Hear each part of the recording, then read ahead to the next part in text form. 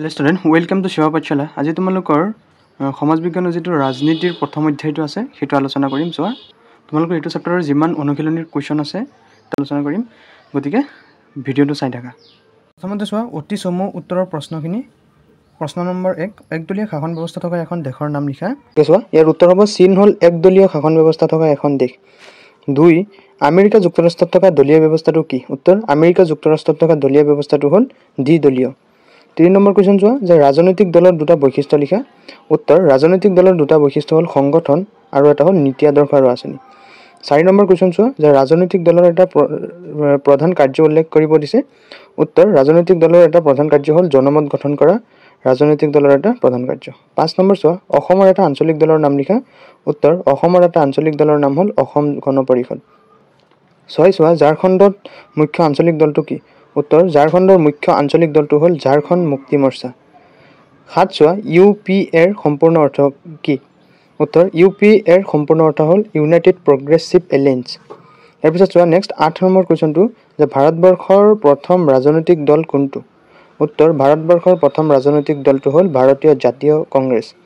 9 number চোৱা, কাৰ নেতৃত্বত দি Indian association গঠন হৈছিল? উত্তৰ, SN বেনাৰ্জীৰ নেতৃত্বত দি ইণ্ডিয়ান এছ'চিয়েশ্যন গঠন হৈছিল।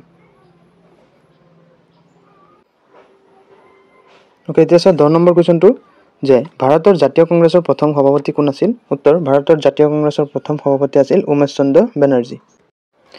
ষ্টুডেণ্ট, এতিয়া চমু উত্তৰৰ প্ৰশ্নখিনি চোৱা, যে 1 আছে ভাৰতবৰ্ষৰ দলীয় ব্যৱস্থাটোৰ মুখ্য বৈশিষ্ট্য কি? উত্তৰ, ভাৰতৰ দলীয় ব্যৱস্থাৰ মুখ্য বৈশিষ্ট্যবোৰ হ'ল সংগঠিত ধৰণ, নিৰ্দিষ্ট নীতি আদৰ্শ আৰু আঁচনি, ৰাজনৈতিক ক্ষমতা লাভৰ চেষ্টা আৰু ৰাষ্ট্ৰীয় স্বাৰ্থৰ প্ৰতিযোগিতা আৰু সন্মান।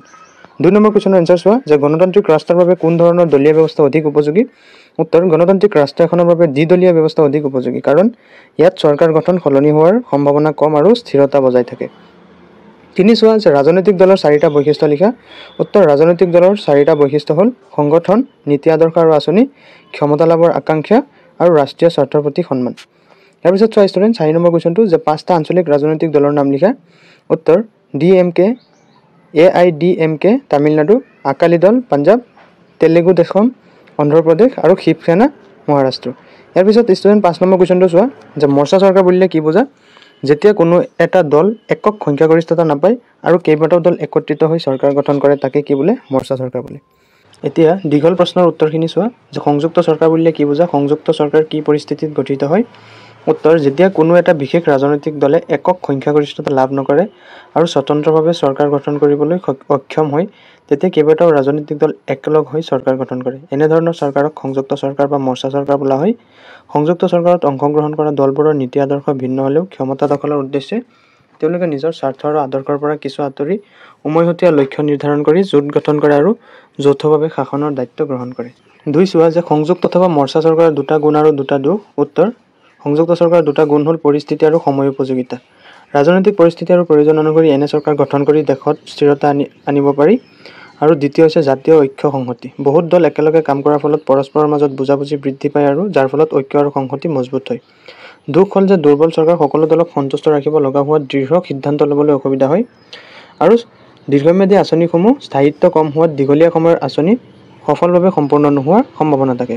3 নম্বৰ কি? গণতন্ত্ৰত বিৰোধী দল ৰাজনৈতিক দলৰ ভূমিকা সম্পৰ্কে লিখিব দিছে আমাক, যে বিৰোধী দলে গণতান্ত্ৰিক ব্যৱস্থাৰ এক গুৰুত্বপূৰ্ণ অংগ। তেওঁলোকে জনস্বাৰ্থ ৰক্ষা আৰু সংবিধানৰ মান বজাই ৰাখে, শাসক দলৰ ভুল নীতিৰ প্ৰতি সতৰ্কতা বাণী দিয়ে, চৰকাৰৰ আঁচনি পৰ্যালোচনা কৰি প্ৰয়োজনত সংসদত সমালোচনা কৰে, জনসাধাৰণৰ সমস্যা আশা আকাংক্ষা সংসদত উত্থাপন কৰে, বিকল্প চৰকাৰ গঠন কৰিবলৈ সদায় প্ৰস্তুত থাকে, জনমত গঠন আৰু ৰাজনৈতিক সজাগতা বৃদ্ধি কৰে, চৰকাৰ আৰু জনসাধাৰণৰ মাজত দূৰত্ব হ্ৰাস কৰে, চৰকাৰক জবাবদিহি আৰু দায়িত্বশীল কৰি তোলে, স্বেচ্ছাচাৰিতা ৰোধ কৰিবলৈ নজৰদাৰি কৰে আৰু গঠনমূলক পৰামৰ্শ প্ৰদান কৰি শাসন ব্যৱস্থাৰ উন্নতি সাধে।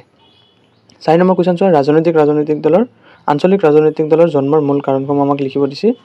চোৱা, ৰাষ্ট্ৰীয় দলৰ বৈষম্যমূলক নীতি, ভাষা, ধৰ্ম, সংস্কৃতিৰ ভিন্নতা, সংখ্যালঘুৰ মাজত নিৰাপত্তাহীনতাৰ অনুভূতি, কেন্দ্ৰীয় চৰকাৰৰ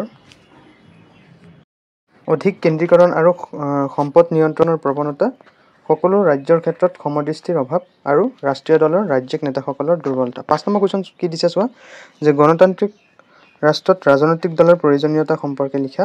উত্তৰ, গণতন্ত্ৰ ৰাজনৈতিক দল অবিহনে শাসন ব্যৱস্থা চলিব নোৱাৰে। ৰাজনৈতিক দলসমূহৰ কামসমূহ হ'ল বা প্ৰয়োজনসমূহ হ'ল জনসাধাৰণ আৰু চৰকাৰৰ মাজত সংযোগৰ মাধ্যম, জনমত গঠন আৰু ৰাজনৈতিক শিক্ষাৰ দায়িত্ব লৈ ভোটাৰসকলক নিজৰ নীতি আৰু আঁচনিৰে আকৰ্ষণ কৰে, দেশ পৰিচালনাত সংগঠিত কাঠসমূহ প্ৰদান কৰে। নেক্সট 6 নম্বৰ কুৱেশ্যনটো যে ৰাজনৈতিক দলৰ বৈশিষ্ট্য আৰু কাৰ্যাৱলীসমূহ। আমি প্ৰথমে লিখিম বৈশিষ্ট্যসমূহ যে সংগঠিত গঠন, নীতি আদৰ্শ আৰু আঁচনি, ক্ষমতা লাভৰ আকাংক্ষা আৰু জাতীয় স্বাৰ্থৰ প্ৰতি সন্মান। আৰু কাৰ্যাৱলী হ'ল একদম ইজি কৰি লিখিছোঁ সহজকৈ। চোৱা, জনসাধাৰণক ৰাজনৈতিক শিক্ষা প্ৰদান, ৰাজনৈতিক সচেতনতা বৃদ্ধি, জনমত গঠন আৰু সংগঠন, শাসনত অংশগ্ৰহণ আৰু নীতি বাস্তৱায়ন।